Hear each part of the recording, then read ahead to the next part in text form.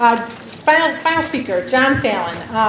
Poor John's been rushing around the state this week, I think, so we really thank him for taking time to attend our summit. John is the Senior Program Manager in Illinois at the Corporation for Supportive Housing, CSH. He assists the state in implementing and complying with their Olmstead consent decrees, as well as taking advantage of opportunities related to Medicaid expansion and the Affordable Care Act.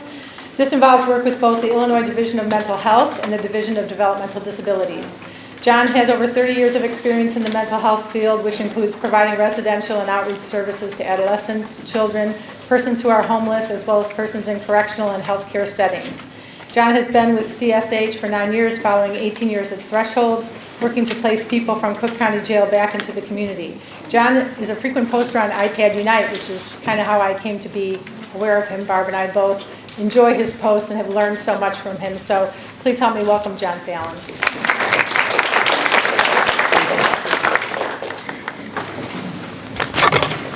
That's usually not a good beginning, is it? We know John because he writes on the post all the time. So I'm sorry for all of you that I've done that to you.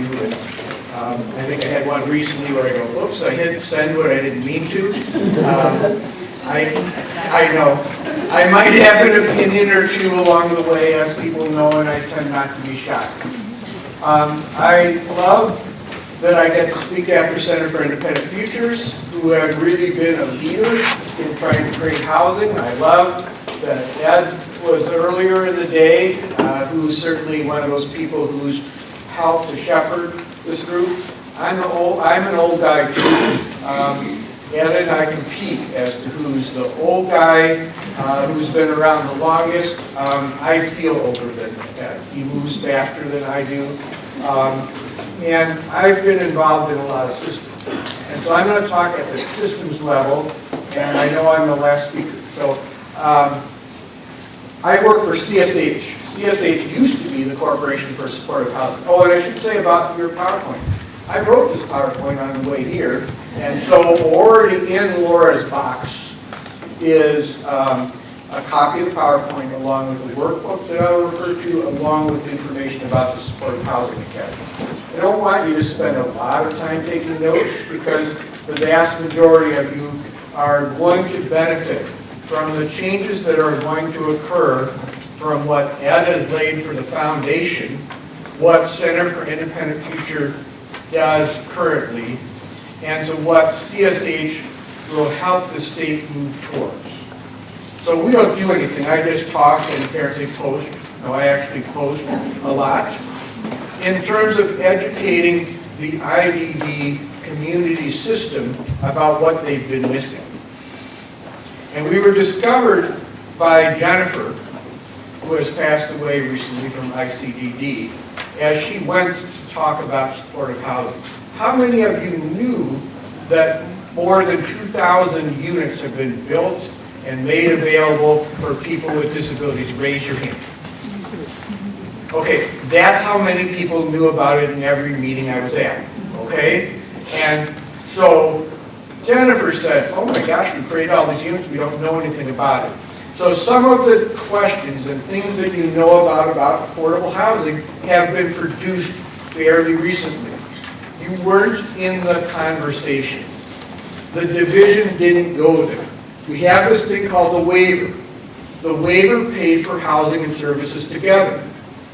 That's sort of like the giant vacation package to go to Ireland. It includes X number of days in a hotel you may or may not like, possibly traveling on a boat that doesn't look anything like it did in the ad. And you can't change, okay, because it's all a package. And so if you get seasick, you've got to buy an airplane and buy an airplane flight and add to it because it's all a package.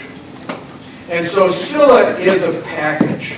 It's a package of housing with a bunch of regulations as to what you had to do to have it. And generally, a group of people. It was group services. In 1989, SCILA was a big deal. And in the mental health system, Fuller Torrey, who wrote about it, because this really was a mental health system in a DD. So I'm going to talk a lot about the mental health system, and some of you will hate this and wonder why you stayed the extra 45 minutes. But it will be worth it, I swear to God. I've got to talk about the mental health system so that you know what you were missing. Because when I was going into Cook County Jail, let me tell you what. I have a picture of someone with Down syndrome or any of your groups, okay? Any one of them. And I hate the poster child, okay? But there is, that happens. That's how you raise money. Compare it to someone who's had 100 arrests, 25 hospitalizations, and in and out of jail, who doesn't have housing. I gotta tell you, it's one side's easier. So it's been much easier to me when I'm working to convince people to develop housing for this group than the other group. And as a result, you guys are way more organized. Families are involved and all that. And you've been very protective and good at getting your system money. You haven't always been good at allowing your system to change because you've been so protective. And you've created a walled garden, which honestly, I am one of the last people in the United States who pays $9.99 for AOL, and I like it. I like it because it makes my son mad. I like it because my mother-in-law can find your email and I get less calls. I like it because my mother-in-law now has a virus protection thing so I don't have to drive to Michigan. It's called the walled garden for a reason. There's less trouble, and we stay the same. That's what the IDD system has stayed the same since 1989. In 2004, the mental health system said, that SILA system is really, really expensive. It's really, really over-regulated. It's really, really overprotective. And so they stopped doing it. And you want to know what the difference between an apartment in the community in mental health and a SILA site in the DD system is? Take a guess. What? Price? Yes. Way more expensive for the SILA than the other one. That's not all. What did someone else say? I'll just say price. Price? Okay, any other guesses? Support? Yeah, the support is a little different. One is the vacation package to Ireland, and one is what the person has to have. And you want to know what? The non-Ireland vacation package, they pay those people on the non-Ireland pretty good per hour, but there's a lot less hours. But you still haven't gotten the answer between the difference between a SILA site and an apartment program. What is it? Quality. Quality? No, there's really no difference in quality, although I will say that the SILA sites end up in the newspaper more often than the other ones, but there are better ways to find quality. And I have to tell you, when you go into regulated, licensed facilities, the one thing you can guarantee is you will not get a hot shower, because that's against the rules. It has to be 100 and whatever plumbers have to set your house for, that then they tell you how you can get around that. That's the temperature your son or daughter is going to have to get. So that, it's not that hot water there. It's very safe. You can stick your head under it. You will not get scalded, but you also won't get a hot shower the way I like it. There are a number of differences, but the primary difference is they decided at some point in the mental health system to not call it a SILA. That's the primary difference. They said, okay, we're not calling it a SILA.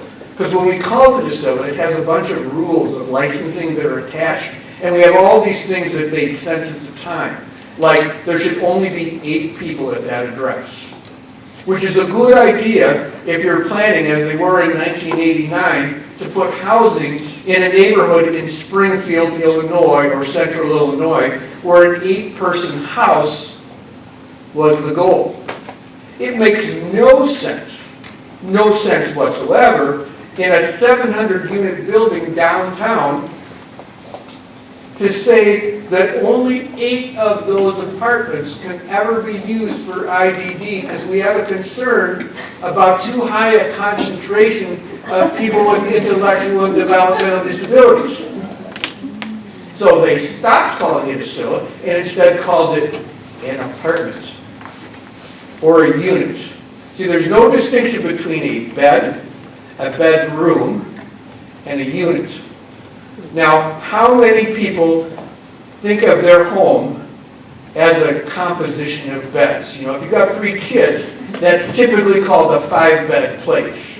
And when your kid moves out, you've got a vacancy, and we're going to have to find another stranger to move in order to sufficiently motivate it. Or we may get it reclassified, but you're only going to get the same rate as you did before, okay? None of this trying to kick the kids out and then collect extra money. That's not going to happen, okay?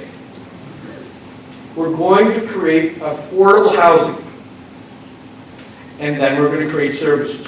So someone yesterday, when I was in Edwardsville, Illinois, called this customized housing, okay? Again, I'm not going to provide services. I'm not going to provide housing. I'm not a competitor for any service provider or its agency in the room. What I am is a policy person who understands what Olmsted said. When I turn 21, I got to go live with 7 other strangers. That's what Olmsted said, is you have an option. Now, if you want to live with 7 other strangers, that is still available, but there is 20,000 people on the list. Some of you are satisfied with the current system, you still get to do it. The problem was there's a huge number of people, 2 years ago, when we went around the state, who said, that ain't what we want. We want our kid to live in the hometown of where they were, to be able to keep their friends, and to be able to continue living that way. And if that's what you want, you're going to have to fight to change the system. And you're going to have to not say, I want SILA intermittents. You're going to have to say, I want housing that my child, not my child's special needs trust, can afford.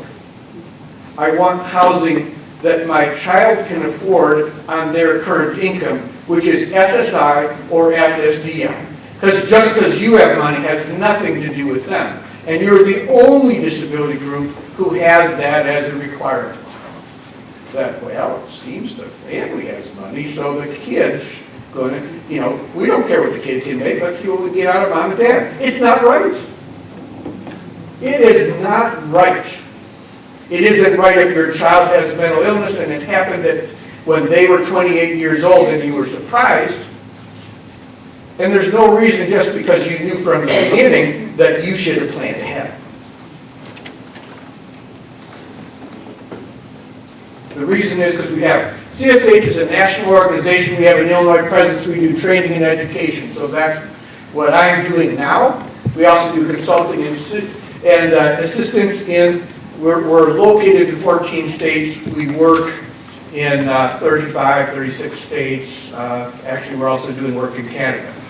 We do policy reform. We've been involved with veterans. We've been involved for the past 8 years with the Division of Mental Health. For the last 2.25 years, we've been working with the Illinois Council on Developmental Disabilities to spread this idea. And we've been working with the homeless systems for 25 years, including, and with the housing finance agencies across the country, including, we just finished a 3-year contract with the Illinois Housing Development Authority. And one of the developers we work with is currently the IDA director. We're excited because she understands what's going to happen, and you should take advantage of it. And so you have to learn some of this boring stuff ahead of time in order to do that. I don't recommend all of you learn this boring stuff. I don't like this boring stuff. But what I recommend is if there are 10 or 12 of you interested in changing whatever city you live, like Hoffman Estates, Governor Award City, and you can bring together 3 of you who really gets it. Mark, raise your hand. Mark gets it, okay? He's been through our training multiple times before, and this is where he lives, I think, right? Where Arlington Heights? So you can do that. And Arlington Heights has been sued, and they beat us. That's the only time we beat us in the mental health system, because in Wheeling they're building, in Mount Prospect they agreed to build, and we're building again in Arlington Heights. Housing needs to be around that's supportive and exists, and housing that's affordable that you think of as Section 8 public housing is not your housing today. We'll see pictures in a minute. Okay? Because we used to build huge giant places away from everyone. At the time, we thought that was a brilliant idea. It wasn't that brilliant. Okay? How could we make such an error? We make all kinds of errors, okay? The error that we made then was to have people too far away from everything else, wrong side of the highway, and we financed it wrong. We built a beautiful building, we left it alone for 10 years, and we came back and said, my gosh, it's a mess. And then we fixed it up, and we walked away for 10 years and we said, my gosh, it's a mess. This is the second time it's a mess. We are never fixing this again. Tenants are ungrateful. Now, let me just check. Your bedrooms, are they perfect right now? Did you clean them up when you left? Because there are demerits coming against lots of people.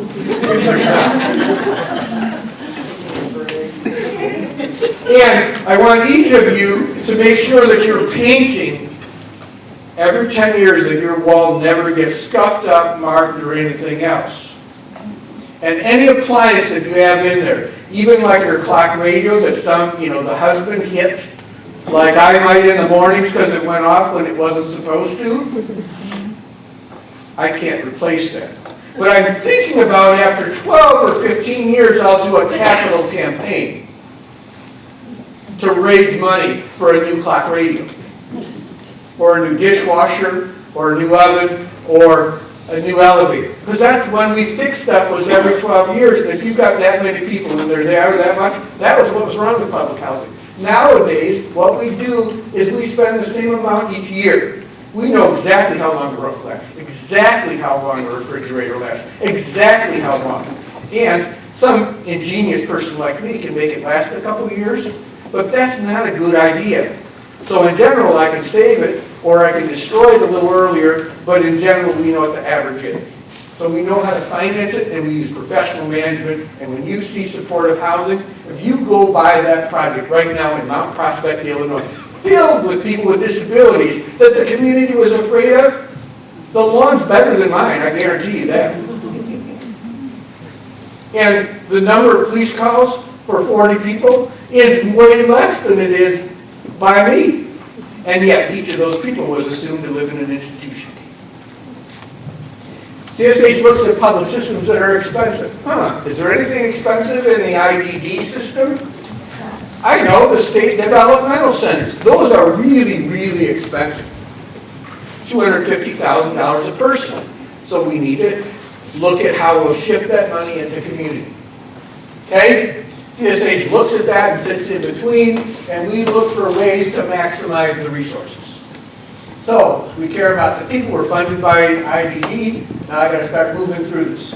The trick is that Zilla is not fully, the trick to current housing in the IDD system, HUD didn't want out, so we made 811s, which used to build these little group homes. By the way, we used to call those cracker boxes where I worked at it, because you couldn't make them any way different. You made an 8-unit building. There was a straight pattern, and there was an X pattern. And there was a kitchen, and there was a storage room, and there was a TV room, and there was a common area. And that's where we could do everything, was in that common area. You know, we could either make it a work computer room, we could make it whatever. You couldn't have any variance between those. So we now have a new way we're going to do it. We're just going to make affordable housing called 811. Okay? The court stated services, this is the reason why we had to do it. Younger class members want out. We want Illinois to be a better system, and so we're going to talk about what is supportive housing, who is Olmsted, what have we done in Illinois, what are the next steps. So what is supportive housing? Exactly. It is what Center for Independent Futures and other people are talking about. It is independent housing, and the support services come to the person. Typically, it has a few extra things. Number one, it's not effective to add services if people don't need it. How many people need to be watched while they're sleeping? By anyone other than Santa. Not very many people, right? I mean, there's a few, but we do not need to have a system that has people watching people sleeping, and yet 24/7 is the norm in Illinois. In fact, it's the license requirement. And in fact, if you don't, then you can only have 15 hours of service. That's a silly system. So that's been changed. 2, the housing is affordable. Not affordable to the family, affordable to the person's income, which means SSI or SSDI or their job at 1/3 of their costs. That's how we draw that in HUD. That's how we should draw that with people with disabilities. In the new 811, that's what that draws. Provides tenants with a lease. Here's a newsflash. Your landlord or your service provider does not get to go into your room and say, "What are you doing over there underneath the sheets?" That's a Walkman, isn't it? Or not a Walkman? Man, am I crazy? How about a Game Boy? That would be it. A Game Boy late night. That's all silver. Okay, give me one it would be. iPod? That's an iPod under there. Maybe you really have that underneath. I think you could do that. Anyway, all right, we're gonna figure out what technology children get away with. For me, it was the transistor radio. 1969 cups. But anyway, tenants don't have to do stuff. Okay? They don't have to clean your room because we've already established that some of you have not cleaned your room today. So we don't get to throw you out for not having cleaned your room today or exactly waking up at 8:15 in the morning to get your 10-minute shower, limited shower, as I pointed out, not hot enough. You can get as many towels as you want to. That's what I heard in your own house. There's no limit. You can leave on the floor. That's true. But when I come over, I'm going to make you pick that up because I hate what it does to the floor. But that's because I'm cheap. Coordinates amongst keys. So you need to have a coordination between the landlord and the service provider. The landlord needs to call, and you need to have the release to make sure that the landlord says, little Johnny's having some trouble with the neighbor before he gets kicked out. Don't do it until they get kicked out. Don't give a 5-day notice. Let us know ahead of time so Ann and her staff could go over there and say, you know, the neighbors think it's a little weird that you're doing X.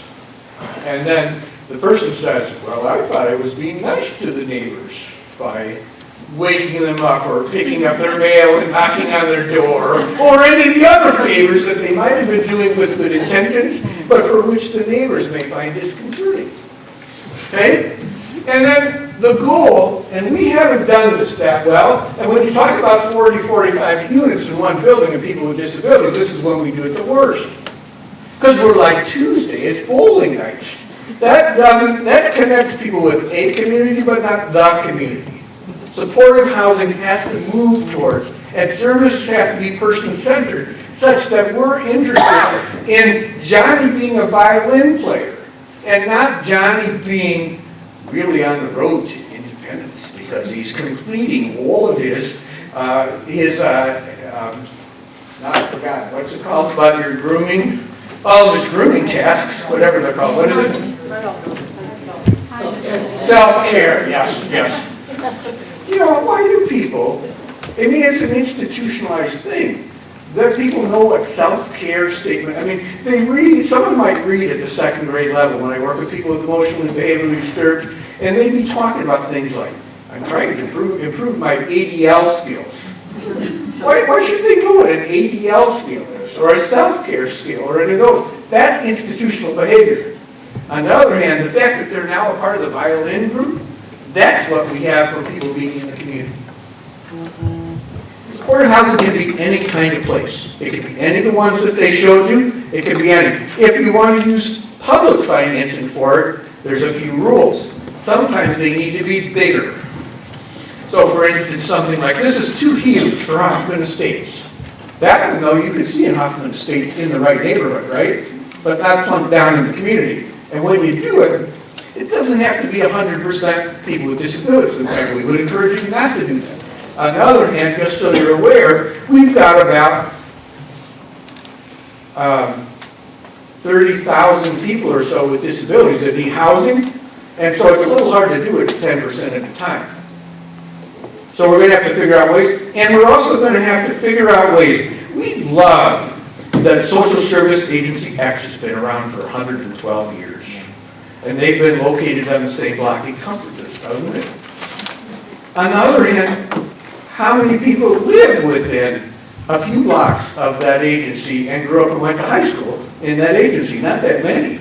So we're going to have to figure out new ways to deliver services. And Hoffman Estates, just so you're aware, you weren't a very big town 50 years ago. And so, so our population has shifted where services are. And so part of the reason to build this out here, that I would argue, is because we need to get some service providers out here who are willing then to travel out and support other departments right around them. Medicaid doesn't pay for travel time, so you got to get service providers nearby. Supportive housing is not treatment, it's not transitional, and it's licensed community care. Could everyone who is the organized and main cleaner and generally the person who improved their spouse, please raise your hand. See, it's a mix between males and females. So I just wanted to say that, just so you know, even though you had hoped that marriage would be a treatment thing, and even though you thought maybe you could move up to a better place with better services, it's not transitional, and it's not licensed community care. So despite that, your other spouse is not mandated to do certain behaviors in order to remain living with you. Even in the Catholic Church, okay? Who's Olmsted? Do we know who Olmsted is? I mean, you guys have heard of Olmsted, right? How many people have heard of Olmsted? The Olmsted Act. No, not the Olmsted Act. It's in fact the Olmsted decision. It was a Supreme Court decision. And it's okay. And that was a Supreme Court decision written by Ruth Bader Ginsburg. And it was about these two women. And that's their lawyer.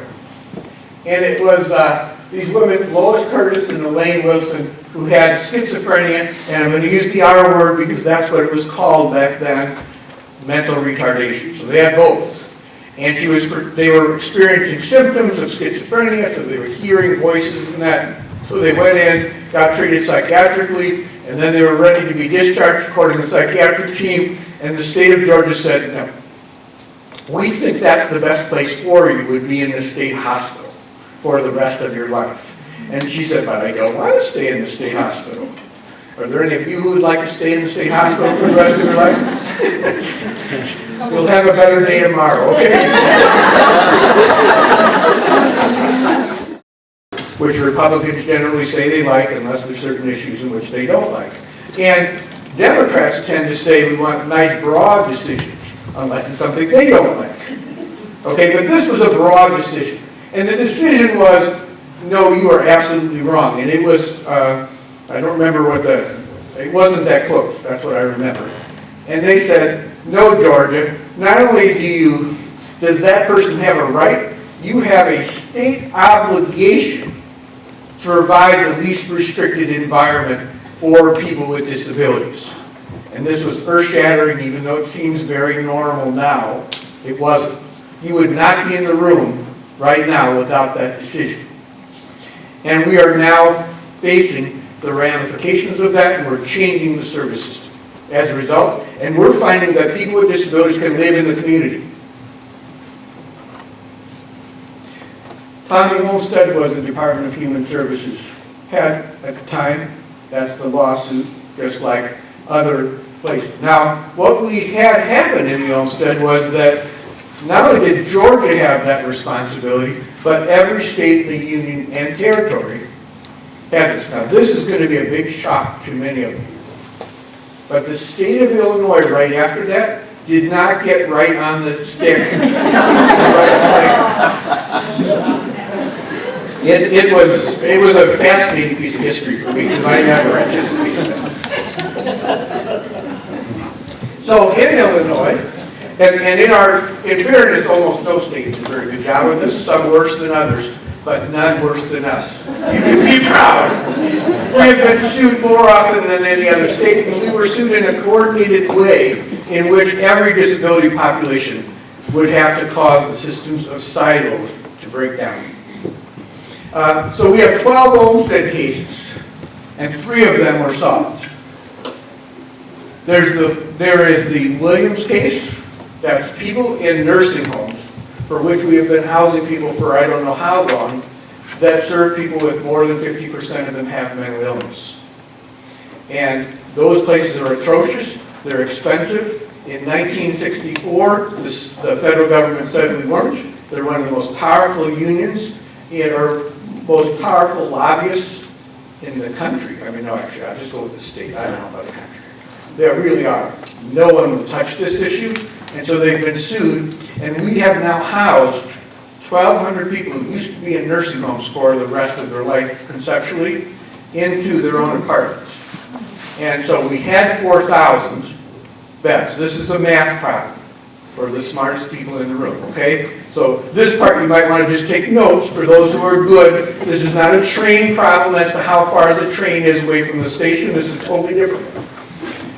In this question, if you have 4,000 nursing home beds in the state of Illinois, and you're sued, and the state pays for those 4,000 beds, and there are more beds than anywhere else in the country other than the state of New York, and you house 1,200 people, how many people are in the beds now? How much? I'm so glad that the woman in purple didn't answer this way, because, you know, she got caught before. Because now, could you please tell her that she's wrong? And just tell her. I pick on everyone in my presentations, most especially me. There are still 4,000, because we didn't close the front door. And so we're still spending a ton of money for nursing homes. But we have 1,200 people that have proven that, and we proved it pretty well. And I spent some time on it. Second one is Colbert, because it turns out Williams is about nursing homes of people between the ages of 18 and 54 who are in these nursing homes with that high percentage. This is for what Colbert is in Cook County alone, how many people are old and in nursing homes that don't need to be there. Just because their couple of sons decide the same thing mine plan on doing, which is sending me to the home as soon as possible. But who, if they had supports, could still live in their home. And it turns out that when you take those old folks out, almost all of them have mental illness. So we've been stuffing people with mental illness into those prisons, into those, I'm sorry, that was slip, but there's truth, into those nursing homes. And there's 12,000 people that potentially could be out. That's 16,000. And then Lingus, which you all are familiar with, right? That's people who are in these large ICFDDs. They're people who are in smaller ICF Ursulas, but they're 8 instead of 4. Well, we think that they should be let out of those. Just so you know, that's no longer okay. Because back in 1989, we thought 16 people living together was too many, which was the number that the federal government said was too many. And so we decided that 8 was ideal. And so in 20 years, I'm predicting, well, wait, we're here now, that we will say 4 is how many people should live together. No more than 4, okay? In 20 years, we're going to say 2, no more than 2. And I'm assuming then after 20 years we will let one person live by themselves with intellectual and developmental disabilities. Or we could save time and just say anyone who wants to live by themselves could. And let's figure out how to do it. It would save time, but systems are very slow. The Olmstead should say that you should be able to live by yourselves, and you should demand it as families, and you should understand why. Well, let's look at what Williams' case says. Because honestly, Williams' case is the best one of all, in my opinion, and so I want you to get mad. Can we get mad? Can I hear it, Run? There you go. That's good. How come these mental health people are getting better services than everyone in the biggest degree? why did they get their own place? We get 4-person group homes at best, and we still have a system that can't pay for 4-person group homes. Let's hear the grower. That's good. Let's use that when you talk to your legislators, okay? So in the Williams decree, they get one thing. They get an affordable, portable bridge subsidy. What does that mean? That's like a HUD subsidy. They're going to pay the rent. The state is going to pay a portion of the rent. And the person will spend 30% of their income. That's what we want, isn't it? Let's hear a yay for that, for everyone has a yay. Is there anyone who says nay? Okay, just I'm going to write that down that this many people agree with it. Now you're like, well, that's going to be expensive. Well, it's only expensive if, in fact, you aren't paying any money, which if I can keep your kid, son or daughter in your basement, that's good. But if they are in the community, this is way cheaper than a nursing home. 2, a regular lease, a full unit by themselves.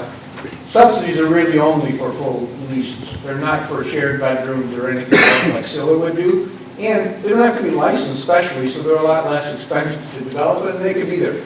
Money for furniture. For years, people with mental illness, I was taking people out of places, and we would put them into an apartment. And it turns out that if you're in a completely empty apartment without a TV or anything else, and maybe you're sitting on a cardboard box, you get depressed. Exactly. That's exactly what I said. So it turns out, though, if you give people the money for the furniture, they don't bust it up when it's someone else's furniture. They don't bust it up because the incentive is to take care of it because it's their last piece of furniture they're getting. And so they hang on to it, they take care of it, they do all those things, and then they have wraparound services in the person's home. So not you have to take 12 buses to get to the day program to be able to sit around all day because in order for people to get paid, it's that the few times that I need in order to do that, like learning important questions like how do you properly load the dishwasher? By the way, how many of you know that rule? Because I certainly don't. But someone teaching us how to do the stuff we need that we goof up in the house, that's what we need, right? Now we can have a huge elaborate class, but we know that people with IDD and mental health don't learn in a way that's that useful to learn somewhere else and transfer skills. So why we do that? Well, because it keeps a lot of us employed teaching people these classes over and over again and then saying, see, they still don't know how, they can't learn. When we could just go to their house and A, either fill the dishwasher ourselves every once in a while because that's a service they need, or B, teach them in their house so they understand for their specific dishwasher. A place to meet friends and plan. They have these things called drop-in centers. Not day programs where you need to go for 5+ hours. A place where you can go when you need to see friends, or when you need to ask questions, or when you need to find out that there's people that are successful in the community. So I'll pick on you again, just because this will be positive pick on. I fear I'm not going to pick on enough people today, so I want to make sure I do a positive pick on. I'm going to just see. So I forgot what I was going to pick on. So when I totally forgot what the drop-in center when they have, I can learn for the first time that I am not the only wacky person because I'm going to learn that you have a lot of similar things and you are way further than you were from 2 years ago. So I'm going to learn and I'm going to get hope from that. That doesn't mean that I need to sit at the same table and eat lunch with her for the next 12 years because I can get that in just a relatively short period of time. I can succeed. That's what I get from being around people that are similar to me, but then I also get it from meeting someone who plays the violin even better than I can. And a home, not transitioning to a home. We're not going to make people move a bunch of times. Okay? So that's the elements that we have for the mental health population. That's not the elements that we have for the DD population. There's just one big slide, okay? It says, generally, more Scyllas, but a little bit smaller Scyllas. It's not the same. And sometimes they're not going to be licensed. No, this is what you want, right? Am I correct? These are the elements. And if you need the evidence, That's what supportive housing is, and it can be done in a quality way. But this is the sample of the people. 588 people of 817 people returned the survey. They're 8-page surveys for which everyone told me no one would fill out, but I wrote it. Every year, they fill this sucker out. I got, part of the reason I'm a little crazy now running around is I have about 1,000 surveys that I have to data enter in order to do this year's survey. But every year they come out for the mental health population, they say the same thing. It looks just like this. Strong degree is blue and a green. Housing has helped me to reach my personal goals. That's the question. And, okay, I need someone to add. 53 and 35, that's 90, right? 90, yeah, right? 90? So 91% of people. That's actually lower than it has been before because we've started to mix a few people with group homes that were really having difficulty making it out, so they asked for a little bit lesser setting. It's usually around 94%. Love their apartments, are doing well, and didn't need to be in nursing home. Okay? Oh, 89, probably, look, I wrote it down there at the bottom. 75%, contrary. In 1988, when I started moving people out of the Evanston Ridgeview, now called the Greenwood, no, not Greenwood, whatever the one at 900 Main is in Evanston, everyone said everyone needed a roommate because they'd be lonely. And so people would move out with a roommate because everyone else said they'd be lonely. But as soon as they were given an option not to have a roommate, they took it. Okay, so 75% prefer their own apartment. So people like it and that. So I want to make sure I cut through. I don't know what time it is. Okay, I'm going to really quick. Why don't they get to use it? It's possible. Customized housing is there. And a state referral network. I want you all to make sure that you look for Lori Baker, L-O-R-E, sign up, or talk to your ISSA agency, your independent service agency, and ask to be put on the list for the new 811. If you get nothing else from today, take a note on that. And you want to push your local service agency to deliver services in the community without you having to turn over the deed to your house. Okay, which is happening all over the state. This right now is housing, public housing, in Edwardsville, Illinois. Okay? Now how many people thought public housing looked like that? That's what it looks like. How many people thought there was a public housing authority in downstate Edwardsville, Illinois? Exactly. We always think of public housing as only being in that. You guys are, is this Cook County or Lake County? Where are we at? Cook County Housing Authority, Rich Minacchio is in charge. Sign up for the Section 8 waiting list. Sign up for public housing. They're building new housing. They're developing those resources. And when you get it, you want the state to pay at the beginning, but you want the federal, but this is something that you can have long term. And guess what? There's a longer list than anything else. You got to wait until it's open. Sign up for it. These families, originally everyone said no one's going to want to live in this public housing. There's 72 units, okay? And they said no one with IDD is ever going to want to live here. Well, 6 families said hell yes. This is a couple blocks from us. It looked terrible at the time, and they said no, our kids want their own place. We want to live in this stuff. We want to be able to have affordable housing and love the services. And they fought like heck. It took 7 years, actually, for the whole process, but 2 years. So that's where I was this week, down there. And you want to know what's even more fun? See these two girls here, they're best friends. And see the guy in the middle? Anybody know who that is? That's the division director of the Division of Developmental Disabilities, Greg Fenton. And he's down there to see how well these students are doing in their own place. That in a place that no one thought was good, for which they love, and they're mixed in with a bunch of people. It's not like, this is the DD housing. No, they got their own place. But let me tell you, they know everyone in the building. It's not just people with intellectual and developmental disability. This woman right here, she's got 2,000 Facebook friends. I had to get on just to find out what was going on. And she's spread it around like wildfire. She was getting her own apartment. So in Edwardsville, Illinois, that's not that big, everyone's like, can I get in? Can I get in? They're all over. There are more people than anyone knew had intellectual developmental disabilities now trying to get into this building. And let's see, these two, they're sharing a room, they're sharing apartments because they have a relationship. They wanted to share a room. That's why they're doing that. And I don't know if you know this, but one's male and one's female.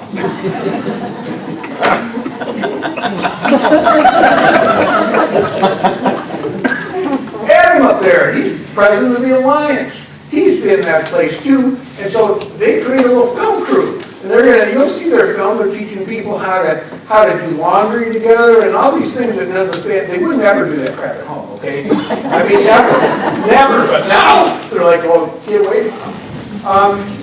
And they're learning. And this is Mike. Mike's the ED of a part of Trinity. There's a separate part of the student. So that means there's no reason our Dykstra wouldn't want to do this too in Joliet.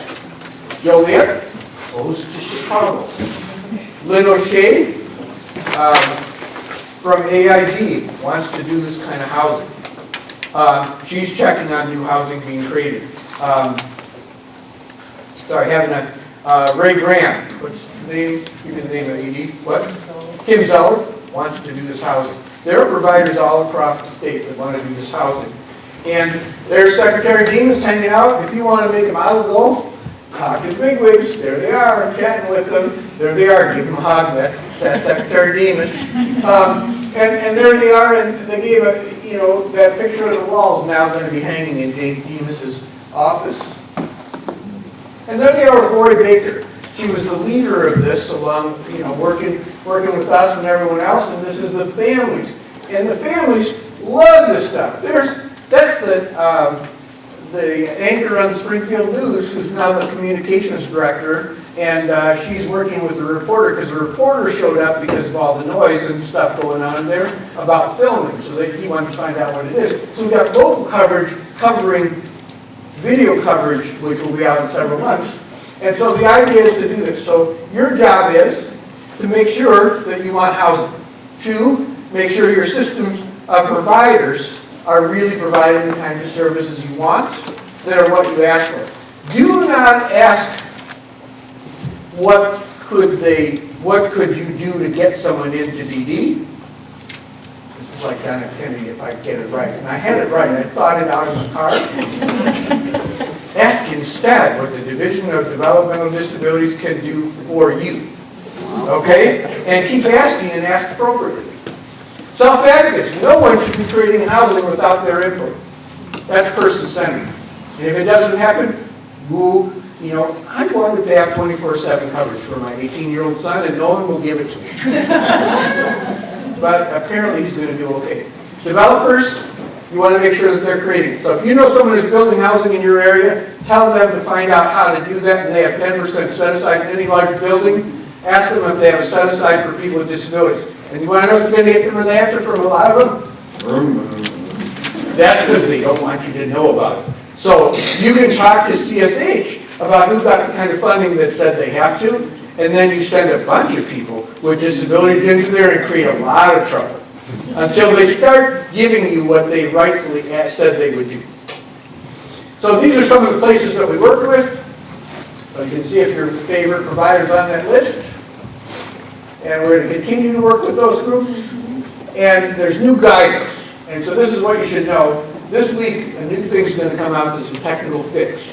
But this now means these 3 things together mean that with intermittent SIL you can get more than 15 hours, but that's the minimum. That you can now get the 15 hours is now not going to be considered extra. So if you need 30 hours a week, you're going to get 30 hours a week. You don't have to apply for extra. That's a huge difference in this.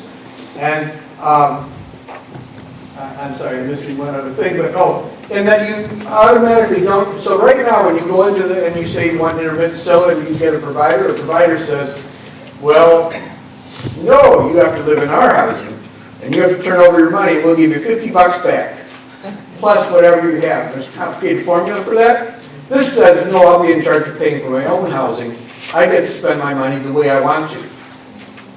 Now, that could potentially make you homeless, so you got to make sure you spend it right and you think through how to do that, but it's your job. Okay, not the agencies to pay your housing. So we have a supportive housing academy. Very few of you want, but as I started, the group of you who might be interested in developing housing in Hoffman Estate, or you found our friend over there and you said you want to do something in Arlington Heights or anywhere else because you want to build a bigger building that's got this kind of individual apartments that are affordable in it, send those people to the Supportive Housing Academy. Make those, or just a couple of people. And then another day I could tell you how much NAMI Housing Task Force has created in terms of housing by demanding that their communities create that. You know, you're supposed to create in every single community housing for people with disabilities. And that doesn't mean a giant building where you keep all the people with disabilities and you put it off to the side. No, it means integrate it into your community. If you get federal money, you're supposed to do that. This is what you're required to do. Train on IllinoisHousingSearch.org if you're a provider. And Terry Steinberg has a nice thing called Plan a Better Future, or micro boards can also teach you a little bit about that. And then we have a thing that families can come together to figure out what kind of housing they want and what kinds of housing they want to create, how you do it. That's going to be in your handout that you get, okay? Or, yeah. So remember, housing is the beginning, not the end. Okay?